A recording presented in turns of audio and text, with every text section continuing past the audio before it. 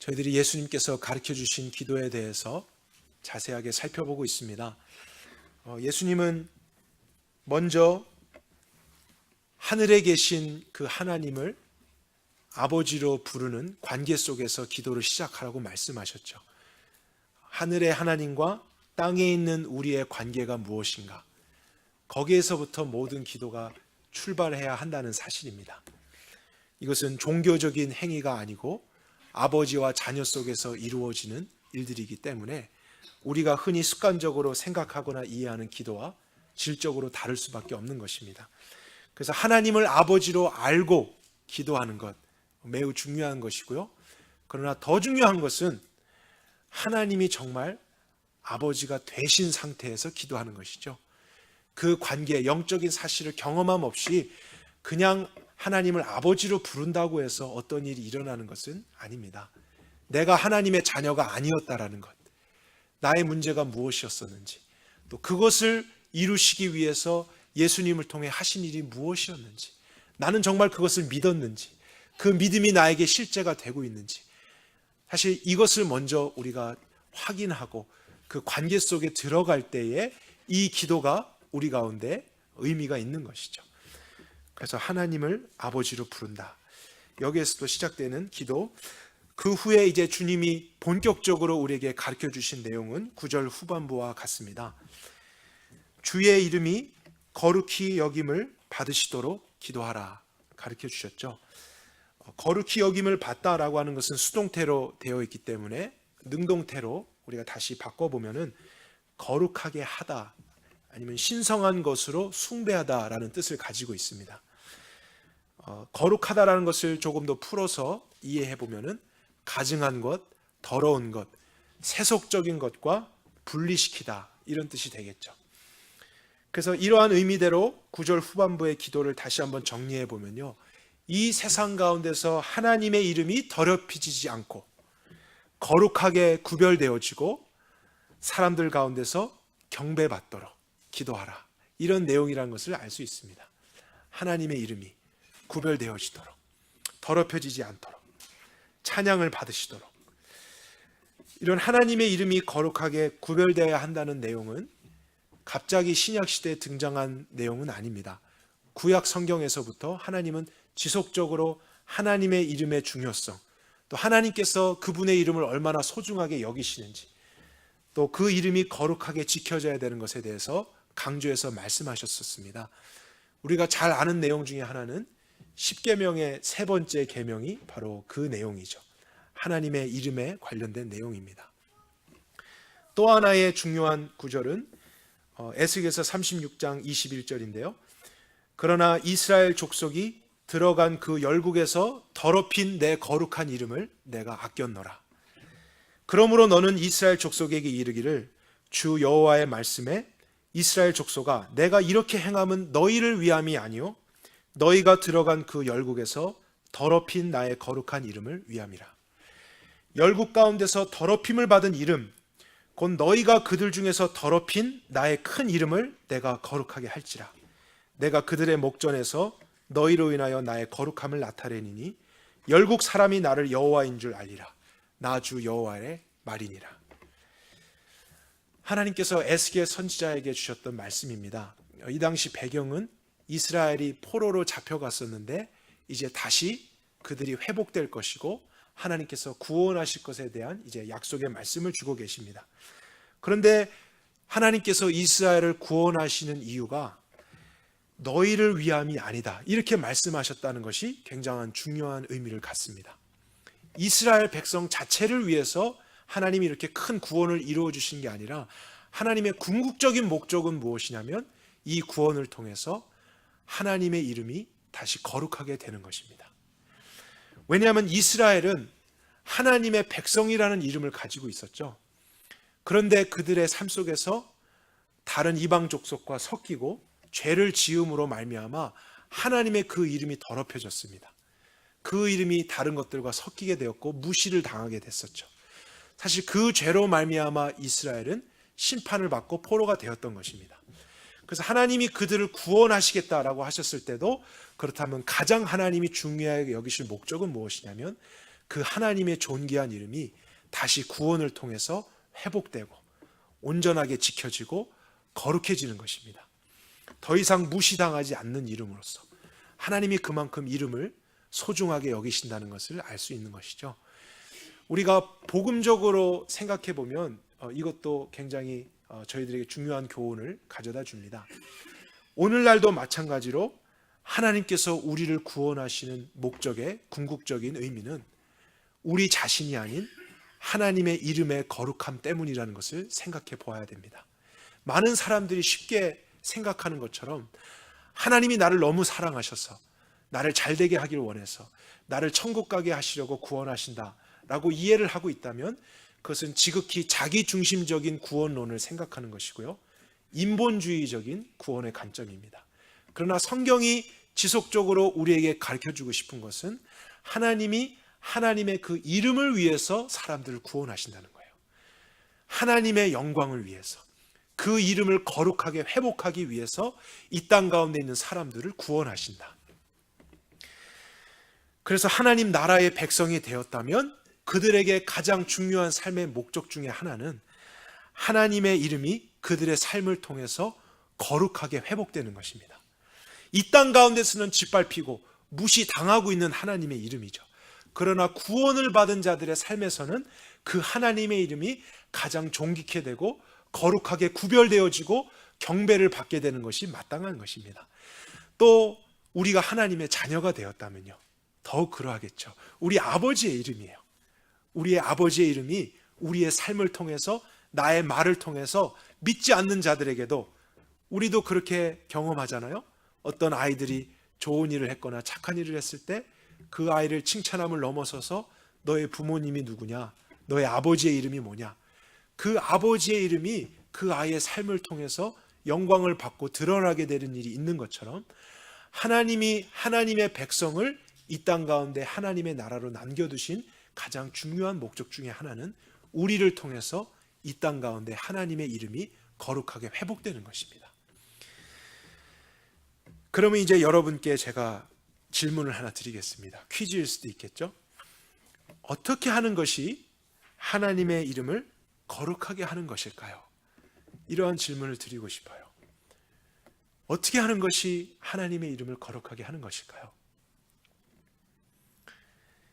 예수님이 가르쳐 주신 기도는 그냥 암송하는 것에 의미가 있는 것이 아닌 우리가 그 원리를 찾아서 기도하고 또 살아야 하는 것이기 때문에 이 질문을 해봐야 됩니다. 옛날 유대인들처럼 하나님의 이름이 나오면 펜을 두고 목욕을 하고 다시 와서 이 이름을 대하는 것이 하나님의 이름을 거룩하게 여기는 것일까? 아니면 어디를 가든지 찬송가 9장에 거룩 거룩 거룩 전능하신 주여, 이런 찬송을 부르는 게 하나님의 이름을 거룩하게 하는 것일까? 우리가 생각해 봐야 됩니다. 그럼 어떻게 하는 것이 하나님의 이름을 거룩하게 하는 것일까요? 그러면 이 답을 우리가 찾기 위해서는 또 하나의 질문을 해봐야 됩니다. 그것은 하나님의 이름이라는 의미가 무엇일까? 그것을 반드시 우리가 생각해 보아야 그 이름을 거룩히 여긴다, 거룩하게 한다라는 것을 더 분명하게 이해할 수 있겠죠. 성경에서 하나님의 이름이라고 했을 때는 항상 일관적으로 하나님의 성품과 속성을 의미합니다. 하나님께서 하나님이 누구신지를 계시해 주실 때 항상 그분의 이름을 알려주셨습니다. 그것이 바로 하나님의 인격입니다.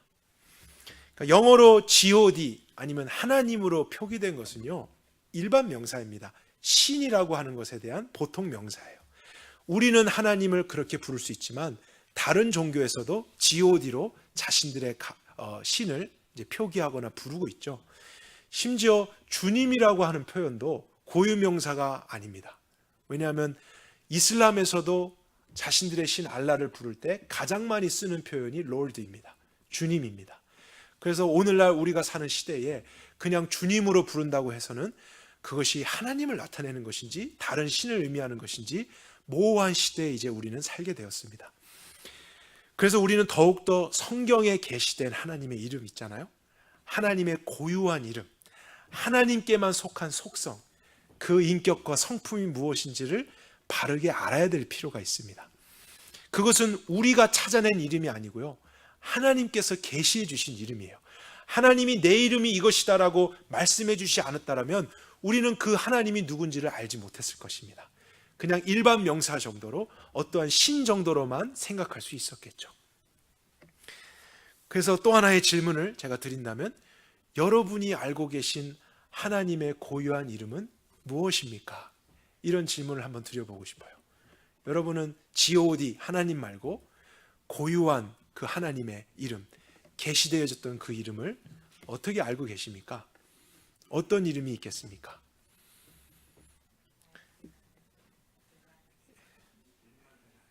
예, 여러분들이 많은 이름을 알고 계십니다. 저도 이것이 궁금해서 이제 조사를 하다가 버지니아에 있는 한 침례교회 자료를 보게 되었습니다. 그냥 일반적인 침례교회였는데 그 교회 사역자들이 성경 공부 교재를 만들었더라고요. 구약에 나타난 하나님의 이름에 대해서 교인들과 함께 공부를 하는 교재였는데, 크게 구약에 3가지의 중요한 이름이 있다라고 그들이 조사를 했습니다. 이제 첫째가 창조하실 때 하나님이 사용하셨던 엘로힘이라는 하나님의 이름이 있고요. 그러니까 엘로힘이라는 것이 고유한 하나님의 이름입니다. 아니면 여호와, 그리고 아도나이, 주님이라는 그런 이름이 있습니다. 그런데 이제 저를 놀랍게 했던 것은 이 3가지의 중요한 이름 외에도 하나님의 복합적인 이름, 또 설명적인 이름들이 구약 성경에만 80여 개가 있다. 이렇게 고백한 것을 보고 사실 제 자신이 충격을 받았습니다. 내가 하나님의 이름을 잘 모르는구나. 하나님이 누구신지도 사실 제대로 알지 않고 나는 더 많은 주변적인 지식들을 알기에 너무 바빴구나. 그래서 반성도 하면서 여러분들과 시간이 되면 우리도 이렇게 하나님의 이름을 더 자세하게 알아가는 그런 시간이, 그런 공부가 있었으면 좋겠다는 생각을 해봤었습니다. 우리들에게 가장 중요한 것은 하나님의 이름을 아는 게 아닐까요? 우리가 알고 싶은 하나님 말고요, 하나님이 우리에게 믿도록 알려주신 그 하나님, 그 하나님의 성품, 그 속성, 그것을 우리가 알아야 올바르게 믿겠죠. 또 그것을 믿어야 우리 삶 속에 그 하나님을 경험할 수 있지 않겠습니까? 그래서 예수님께서 가르쳐 주신 그 기도의 의미를 다시 한번 정리를 해보겠습니다. 주님의 이름이 거룩히 여김 받으시기를 기도하라 하셨죠. 그것은 하나님의 이름이 거룩하게 구별되고 경배되어지기를 바랍니다 라는 기도로 우리가 해석해 볼 수 있었습니다. 그러나 더 우리가 지금 방금 살펴본 의미대로 다시 살펴본다면, 하나님의 성품이, 하나님의 인격이, 하나님의 속성이 이 세상 가운데, 내 삶 가운데 어떤 것과도 섞이지 않고 구별되어지고 바르게 이해되어지고 믿어지며 또한 예배되어지기를 원합니다. 이것이 주님이 가르쳐 주신 기도의 핵심이라는 것을 우리가 알게 됩니다.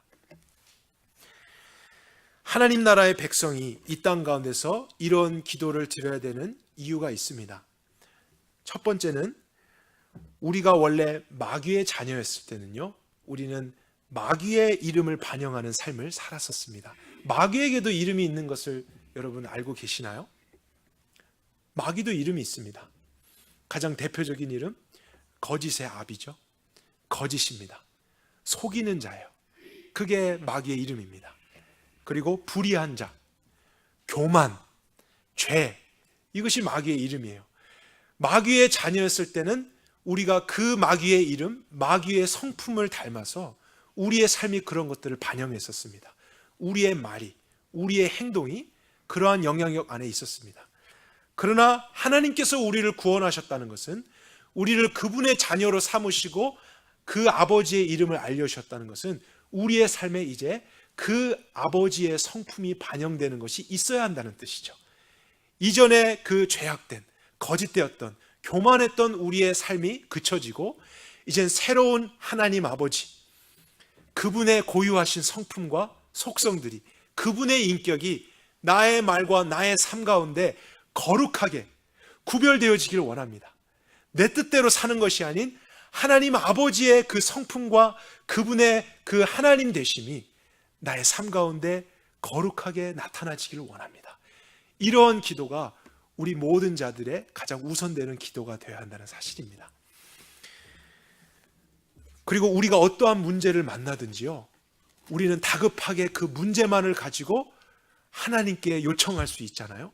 그러나 예수님이 가르쳐 주신 방식대로 기도한다면 우리의 기도가 달라질 수 있다는 거예요. 어떠한 위기가 있고 문제가 있고 어려운 일이 있고 다급한 일이 있어도 하나님, 이 사건 가운데, 이 위기 가운데, 이 문제 가운데 나의 소원이 이루어지는 게 아니라 하나님의 그 성품과 하나님 되심이 거룩하게 나타나시기를 원합니다. 그것이 나의 소원입니다. 이렇게 기도를 시작하게 되면요, 그 속성을 가지신 하나님이 일하시겠죠. 그것이 정말 얼마나 놀라운 비밀인지 모릅니다. 그러나 우리가 그런 기도를 하지 않고 우리가 생각하는 기도의 방식대로 하면 우리의 항상 기도는 문제의 해결입니다. 나의 때에 내가 원하는 것이 그냥 되어지는 것. 우리는 기도를 자꾸 그런 식으로만 생각하게 되죠. 그러나 어떠한 문제와 상황과 어려운 일이 있어도 나의 뜻이 성취되는 것보다 먼저 하나님의 하나님 되심이 인정되어지고, 이 사건을 통해서 하나님의 그 고유하신 이름이 거룩하게 구별되어져서 다른 사람이 보아도 하나님이 누구신지를 알게 되는 그러한 사건이 되기를 원합니다. 그러한 일이 되기를 원합니다. 그럴 때 하나님이 거기에서 영광을 받으신다는 거예요. 우리는 그러한 삶을 살 수 없었던 마귀의 자녀였고 세상에 속한 사람들이었잖아요. 그러나 이 땅 가운데 우리가 존재한다는 것은, 하나님의 백성, 자녀로 존재한다는 것은 하나님의 이름을 알지 못하는 자들에게 우리가 그 하나님의 속성을 알게 하기 위해서 존재하는 것입니다. 그것이 우리의 구원의 목적입니다. 이 땅 가운데 하나님의 이름을 거룩하게 하기 위해서. 그래서 세상에서 하나님의 속성, 하나님 되심은 왜곡되고 있죠. 잘못 이해되고 있고 전파되고 있습니다. 아니면 여러분, 우리가 사는 시대에는요, 하나님의 이름이 혼합되고 있습니다. 다른 이상한 종교나 가르침과 진리가 아닌 것과 합해져서 그냥 하나님, GOD라는 명칭으로만 통용되고 있기 때문에 우린 더욱더 하나님의 고유한 이름만이 구별되기를 기도하고 우리의 삶을 통해서 그렇게 되기를 추구해야 됩니다. 이 세상 가운데 하나님의 이름이 거룩히 여김받기를 원합니다. 우리 아버지의 이름이 그렇게 분명하게 구별되어지기를 원합니다. 그래서 우리의 기도가 이렇게 되어야 한다는 것은 너무나 마땅한 것이죠. 그래서 남은 시간에는요, 저와 여러분이 성경 가운데 하나님이 알려주신 그 이름을 몇 가지 살펴보려고 합니다. 대부분은 여러분들이 아는 이름인데 우리가 다시 한번 확인하면서 또 그 이름의 뜻을 우리가 분명하게 이해할 때 우리가 이런 이름이 거룩하게 구별되게 해달라는 기도를 더 구체적으로 드릴 수 있다고 생각하고요. 또 기도만이 아닌 우리의 삶이 그렇게 되어지는 것을 우리가 생각해야 할 것입니다. 특별히 아브라함의 인생을 통해서 계시해 주신 하나님의 이름을 몇 가지 살펴보겠습니다. 창세기 12장으로 우리가 한번 가보도록 하겠습니다. 7절과 8절입니다. 특별히 아브라함은 성경에 나오는 인물 중에서 하나님의 여러 이름을 가장 많이 경험했던 사람입니다. 굉장히 중요한 인물이었죠. 왜냐하면 그가 바벨탑 사건 이후에 온 인류를 구원하시기 위해서 하나님이 택하신 첫 번째 사람이었기 때문에 대표적인 의미를 갖습니다. 그리고 이제 그에게 믿음의 원리라는 것을 가르쳐 줬기 때문에 아브라함과 같은 믿음으로서 우리 모두가 구원을 받게 되죠. 그래서 하나님은 그에게 더 많은 이름을 알려주셨습니다. 12장 7절과 8절 제가 대표해서 읽겠습니다. 여호와께서 아브라함에게 나타나 이르시되 내 자손에게 내가 이 땅을 주리라 하신지라. 이에 아브라함이 자기에게 나타나신 여호와를 위하여 그곳에 단을 쌓았더라. 아브라함이 거기서 베델 동편 산으로 옮겨 장막을 치니 선은 베델이요 동은 아이라. 그가 그곳에서 여호와를 위하여 단을 쌓고 여호와의 이름을 부르더니. 여기서 나타난 하나님의 고유한 이름은 여호와입니다. 야훼입니다. 우리에게는 이것이 너무 익숙하기 때문에 고유한 이름으로 생각하지 않을 수 있습니다. 그러나 아브라함에게는 이 이름이 굉장히 특별하고 생소한 이름이었습니다. 아브라함의 배경을 살펴보면요, 그가 처음 부름 받기 전에 갈대아 우르에 있었을 때 그는 아버지 데라 밑에서 성장했습니다. 성경에 보면 아버지 데라는 우상을 숭배했던 사람이었습니다. 그러면 그 당시에 족장 시대였기 때문에 또 가부장적인 제도에서 아버지가 우상을 숭배했다면 온 가족은 함께 우상을 숭배했을 것입니다. 그래서 아브라함도 다신을 믿는 우상 숭배자였죠. 그러나 하나님이 그를 구별하셔서 그에게 말씀을 주시고 인도하시면서 하나님의 이름이 여호와다라고 가르쳐 주셨을 때는 그 여호와라는 이름의 뜻이 그에게 중요하게 여겨졌다는 사실입니다. 여호와, 야훼라는 그 이름의 의미는 유일하신 참 하나님이란 뜻입니다. 스스로 존재하시는 분. 그래서 아브라함이 지금까지 신이라고 여겼던 모든 것은 헛된 것이고 거짓된 것이고 다 우상이고 땅에 속한 그런 것들이고 오직 이 하나님, 이 신만이 여호와시다. 참된 분이시다. 유일하신 신이시다. 그것을 아브라함이 고백하면서 이름을 부르고 그분의 속성이죠. 그분 되심을 부르고 단을 쌓고 있다는 것은 아브라함이 그 신앙을 고백했다는 의미입니다. 아까 제가 살펴보았던 에스겔서 36장도 이와 연관이 있습니다. 하나님의 이름이 열국 가운데 더럽혀졌다는 것을 탄식하셨었죠. 왜냐하면 이스라엘 백성이 여호와 하나님의 백성이었기 때문에 그들은 유일하신 참 하나님께만 경배하고 그분의 말씀에만 순종해야 될 의무가 있었습니다. 그런데 그들이 다른 민족들과 통혼을 하고 또 우상을 숭배하고 먹고 마시고 지내면서 입술로는 여호와 이렇게 하나님께 제사도 드리고 하나님을 고백했지만 그들의 삶은 여호와 참 하나님만을 섬기는 게 아닌 다신을 숭배하고 우상을 숭배하는 삶이 있었던 거예요. 그러면 거기에서부터 여호와라는 이름이 더럽혀지는 것입니다. 그 이름이 구별되지가 않는 거예요. 다른 많은 거짓된 신들과 섞여서 많은 신들 중에 하나처럼 여겨지고 있고 이러한 그들의 삶이 여호와 하나님을 섬기는 삶이다라고 했을 때 하나님은 그곳에서 이제 그 이름의 더럽힘을 경험한 것입니다. 그래서 하나님께서 다시 이스라엘을 구원하시겠다라고 했을 때 여호와라는 그 이름, 유일하신 참 하나님, 경배받기에 합당한 오직 한 분, 그러한 삶으로서 이제 이스라엘 백성들을 회복하시겠다라는 하나님의 목적과 의미가 있다라는 사실이죠. 그래서 우리도 우리의 삶 속에서 여호와라는 이름이 회복되어야 한다는 사실입니다.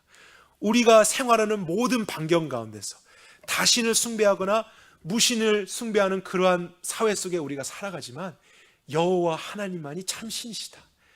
그분만이 하나님이시다 라는 것을 우리의 삶으로 입술로 증거하고 또 이 사회 가운데 그것이 인정되어지며 예배되어지도록 우리는 기도할 또 삶을 살아야 될 의무가 있는 하나님의 백성이고 자녀라는 사실이죠. 그리고 14장을 우리가 보면서 두 번째 하나님의 이름을 생각해 보겠습니다. 이 이름은 우리에게 조금 생소할 수 있는 이름입니다. 14장 18절 거기서부터 볼까요? 살렘 왕 멜기세덱은 떡과 포도주를 가지고 나왔으니 그는 지존자 하나님의 제사장이더라. 멜기세덱이 아브라함을 축복하여 말하되 하늘과 땅의 소유주시오 지존자 하나님이시여 아브라함에게 복을 주옵소서. 그래서 22절에 아브라함이 소돔 왕에 이르되 하늘과 땅의 소유주시여 지존자 하나님 여호와께 내가 손을 들고 맹세합니다. 여기서 나타난 하나님의 이름 하늘과 땅의 소유주 지존자 엘 엘론이라는 하나님이십니다. 그런데 아브라함은 이때까지 하나님의 이름을 엘 엘론으로 알지 못했습니다. 멜기세덱이 나타나서 그 이름을 처음 가르쳐 준 거예요. 그래서 그가 그것을 인정하고 믿게 되자 22절에 처음 고백하는 것이죠. 하늘과 땅의 소유주 지존자 하나님 그분이 이분이시구나. 엘엘론이시구나. 엘엘론이라고 하는 뜻 자체가 지극히 높으시고 모든 천지 만물을 주관하시는 분 이런 뜻입니다. 이 사건의 배경을 우리가 잠깐 살펴보겠습니다. 아브라함이 조카 롯이 포로가 되었을 때에 이제 그 롯을 구출하기 위해서 전쟁을 하게 됩니다. 그런데 그 전쟁 자체가 사실 무모한 것이었어요. 그가 집에 있었던 318명을 데리고 4개의 연합 국가와 함께 전쟁을 하게 됩니다. 왜냐하면 롯이 그곳에 있기 때문이죠. 상식적으로는 이길 수 없는 싸움이었습니다. 그런데 놀랍게 아브라함이 그 싸움에서 승리했습니다. 300여 명이 4개의 연합 국가를 이긴 싸움이에요. 놀라운 것이죠. 그래서 그 전쟁에서 승리해서 돌아오고 있을 때에 멜기세덱을 만난 것입니다. 그리고 나서 20절을 우리가 한번 볼까요? 멜기세덱이 했던 말이 아브라함의 대적을 그의 손에 붙이신 지존자 하나님을 찬송할지로다. 그러니까 아브라함이 잘 싸워서 이긴 게 아니라는 거예요. 지존자이시고 온 우주 만물의 주권자이신 엘엘yon 하나님이 역사하셔서 상식적으로도 사실 불가능했던 이 싸움에서 아브라함이 승리하도록 역사하셨다. 그래서 아브라함도 그 지존자 엘엘yon 하나님을 인정한 가운데 자신이 전쟁 가운데서 얻었던 전리품의 10분의 1을 드립니다. 거기서 이제 11조라고 하는 개념이 나오죠. 10의 10 모든 것이 사실 하나님이 주신 것인데 내가 그 믿음의 고백으로 10분의 1을 드립니다 했던 것이 처음으로 이제 등장하는 장면입니다.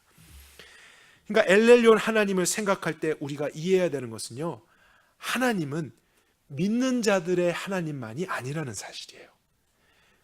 믿든지 믿지 않든지 온 우주 만물 가운데 주권적으로 일하실 수 있는 그분이 바로 하나님이십니다.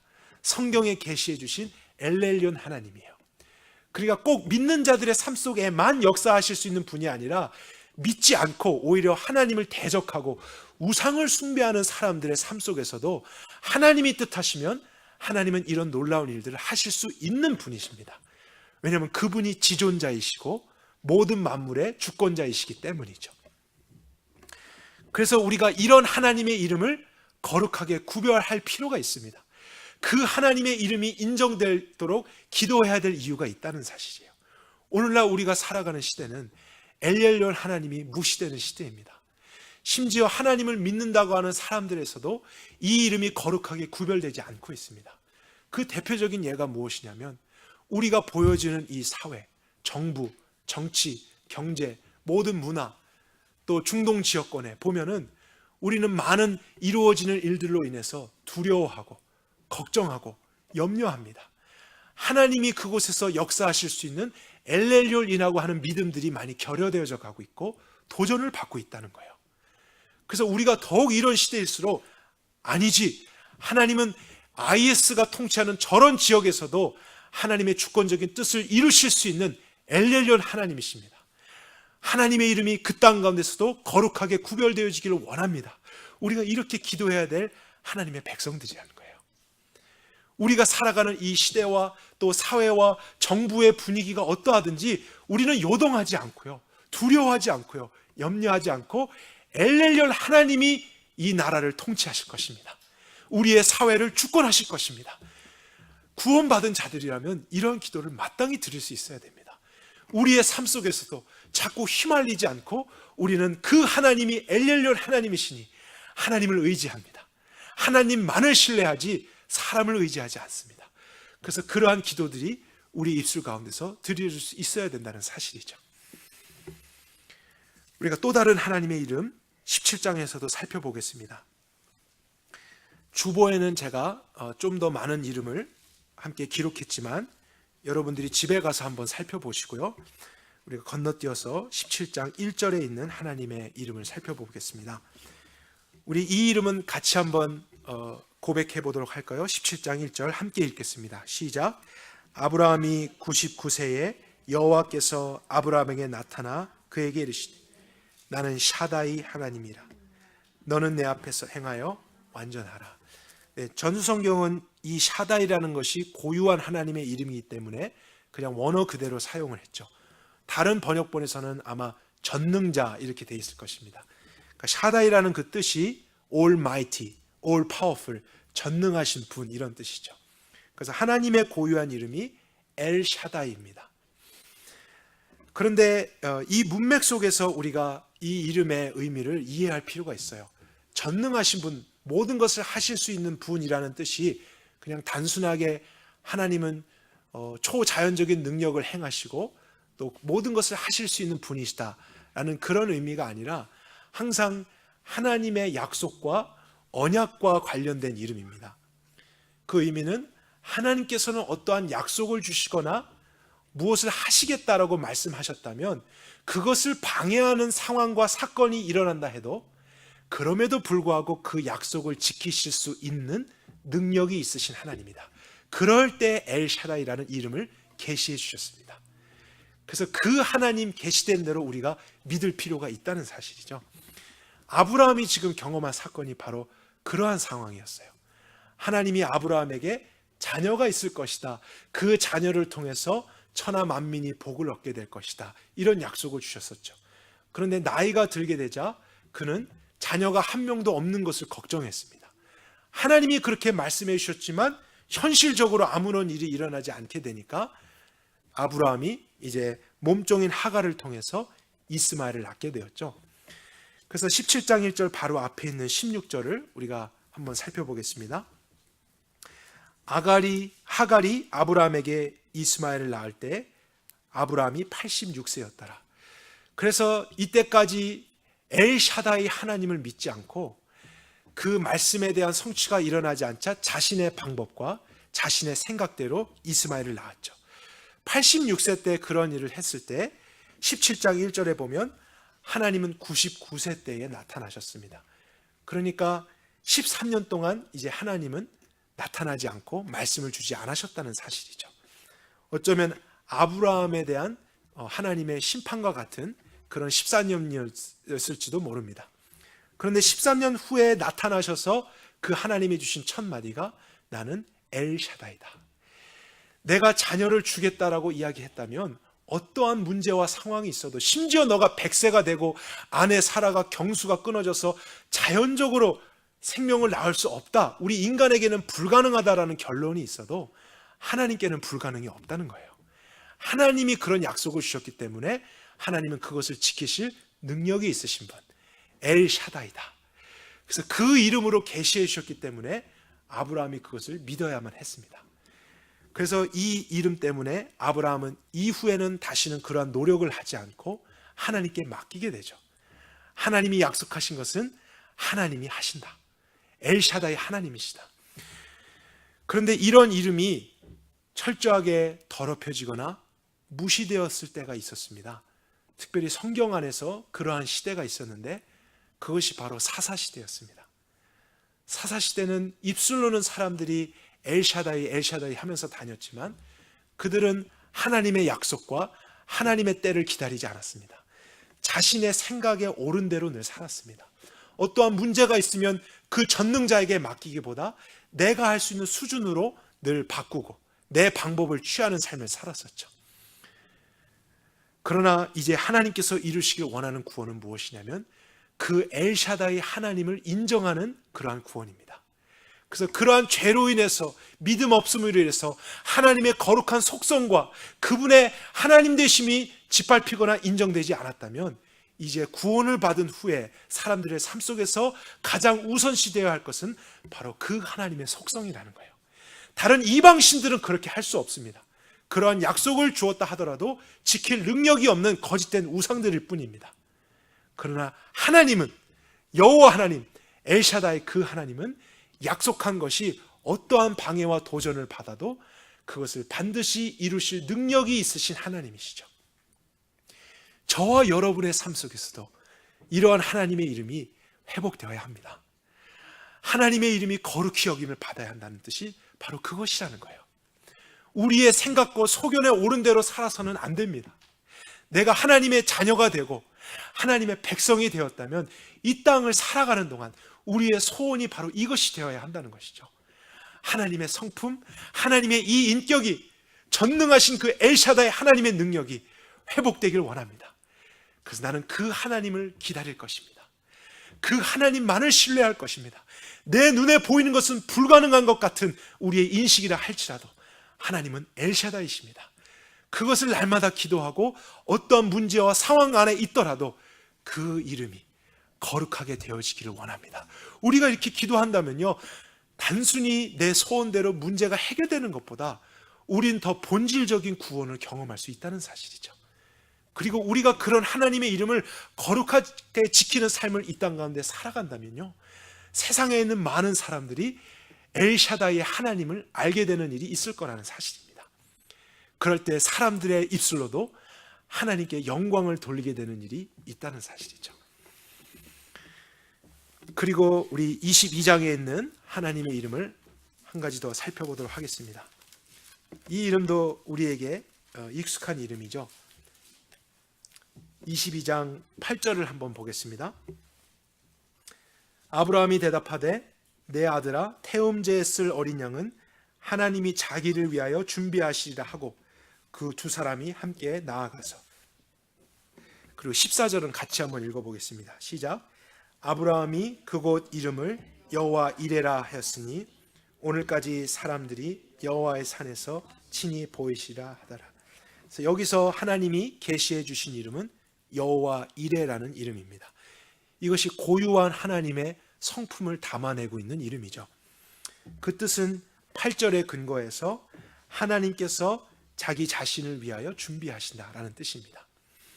그러니까 아브라함은 하나님의 말씀을 따라 알지도 못했지만 순종함으로 갔죠. 근데 그곳에 갔더니 이미 하나님이 하나님을 위해서 준비하신 양을 만났습니다. 그것이 이제 13절에 있죠. 아브라함이 눈을 들어 살펴본즉 보라 한 숫 양이 뒤에 있는데 뿔이 수풀에 걸렸는지라. 하나님의 여호와 이레라는 이름을 알지 못하는 사람들은 이 사건을 보면 뭐라고 할까요? 우연이구나. 내가 재수가 좋구나. 이렇게 고백하는 거죠.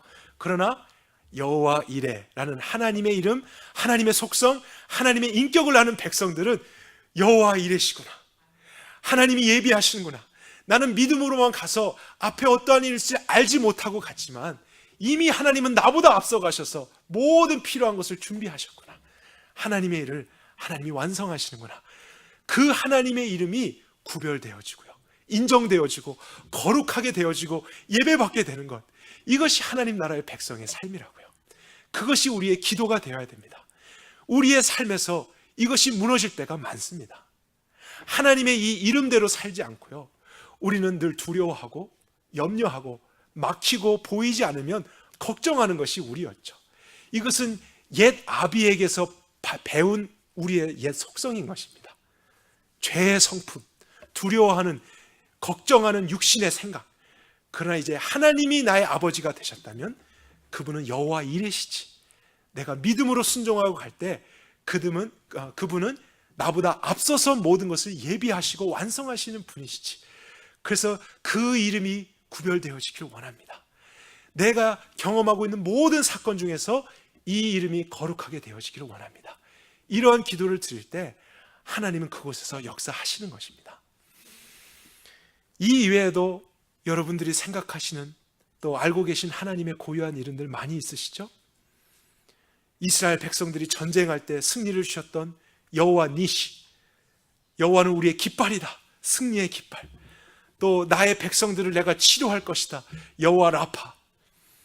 또 하나님이 불러주셨는데 너무 두려웠어요. 그래서 염려하고 있었던 기드온이라고 한 청년에게 평안을 알게 하시려고 여호와 샬롬, 하나님은 평안이시다, 이러한 고유한 이름을 알려주셔서 그 속성을 믿고 그들이 믿음으로 순종하게 되고 하나님의 영광을 드러내게 되는 삶들이 있었죠. 그 외에도 많은 이름, 임마누엘도 있고요. 여러분, 이런 이름도 있는 거 아십니까? 오래 참으시는 분. 그것이 하나님의 고유한 이름이에요. 그러한 속성을 우리에게 알려주셨다고요. 그것은 그 이름대로 우리가 믿으며 그 이름을 반영하는 삶을 살게 하기 위해서 그렇게 하신 것입니다. 우리가 어떠한 문제와 상황과 사건을 만나든지 하나님이 어떠한 분이신지 알고 내 방식대로 기도하는 것을 그치며 하나님의 이름이 이 사건 가운데 거룩하게 되어지기를 원합니다. 하나님의 속성이 나타나지고 구별되어지기를 원합니다. 나도 사실은 그것이 싫고 다른 사람들도 자신이 믿고 싶은 대로 하나님을 믿는 그러한 신앙생활을 할 때 있지만, 하나님, 나의 소원은, 하나님의 자녀로서의 나의 소원은 아버지의 그 이름이, 아버지의 그 인격이 이 문제 가운데서도 드러나고 인정되어지고 경배되어지고, 그래서 아버지께만 영광이 되는 그러한 삶이 되기를 원합니다. 그러한 기도가 있는 곳에 하나님의 나라가 임하는 것입니다. 그래서 예수님께서 하나님의 이름이 거룩히 여김을 받도록 기도하라라고 하신 후에 바로 이어서 가르쳐 주신 기도가 주의 나라가 임하옵시며 주의 뜻이 하늘에서 이룬 것 같이 땅에서도 이루어지리라 하는 그 기도입니다. 그러니까 하나님의 이름을 통해서 하나님이 어떠한 분이시고 어떠한 속성이 있으시고 어떠한 성품의 하나님이신가를 우리가 알게 될 때 그 하나님이 통치하시는 나라죠. 그렇지 않겠습니까? 그 이름을 바르게 알지 않으면 우리는 우리가 생각하는 하나님을 자꾸 생각합니다. 아니면 우리가 이해하는 정도의 하나님만을 기억하면서 그 하나님의 다스림만을 받으려고 하겠죠. 그러나 은혜의 하나님, 또 진노하시는 하나님, 공의의 하나님, 긍휼의 하나님, 오래 참으시는 하나님, 그런 모든 하나님의 속성과 이름들을 알면서 내가 어떠한 문제와 상황을 만나든지 그 하나님의 이름이 거룩하게 구별되어지고 인정되어지고 그 하나님의 이름에 다스림을 받는 일이 있기를 원합니다. 나의 뜻이 아닌 하나님 그 아버지의 뜻이 하늘에서 이루어진 것처럼 내가 속한 이 땅에서도, 우리의 가정에서도, 우리의 자녀들의 삶, 부부간의 관계, 내가 일하는 모든 일터, 이 공동체 안에서도 그 하나님의 이름이 거룩히 여김 받게 되며 그 하나님의 뜻이 이루어지기를 원합니다. 우리가 그렇게 기도할 때에 그곳에 하나님의 다스림과 하나님의 통치와 하나님의 영광이 나타나게 되는 것이죠. 우리가 이러한 기도의 원리에서 벗어났다면 하나님의 나라를 경험하지 못하는 것은 너무나 당연한 것입니다. 어쩌면 우리는 나의 나라를 위한 기도를 하고 있었을지 모른다는 사실이에요. 구원을 받은 후에도 우리의 이름을 위한 삶을 살았을지 모릅니다. 우리의 이름을 추구하고 우리를 드러내고 싶어하고 나의 뜻을 이루고 싶은데 전능자의 힘만을 빌려서 하나님의 이름으로 기도할 수도 있다는 사실이죠. 그러나 그러한 기도는 잘못된 것입니다. 이제 그러한 모습이 고쳐져서 하나님 나라 백성의 기도, 하나님을 아버지로 부르는 자녀의 기도는 하나님을 위한 기도입니다. 하나님의 이름이 거룩히 여기는 받기 위한 기도입니다. 하나님의 나라가 나의 삶 속에 이루어지기를 바라는 소원입니다. 그것이 먼저 우리 삶에 우선되어질 때 다른 모든 것은 하나님께서 하신다고 약속해 주셨던 사실이죠. 그 약속을 방해하는 어떠한 상황과 어떠한 도전이 와도요, 엘샤다이 아니겠습니까? 그래도 이루실 수 있는 능력이 계신 하나님, 그래서 우리는 계속 그 하나님을 의지하고 하나님의 이름을 부르고 그 하나님께 기도하고 맡기고 의지하는 삶, 그것이 하나님 나라의 백성인 사실입니다. 예수님이 가르쳐 주신 기도의 내용을 우리가 초반부에 살펴보니까요, 이제 이러한 특징을 발견하게 되었죠. 초반부에 나를 위한 기도는 없다는 사실입니다. 나의 문제를 위한 내용은 없습니다.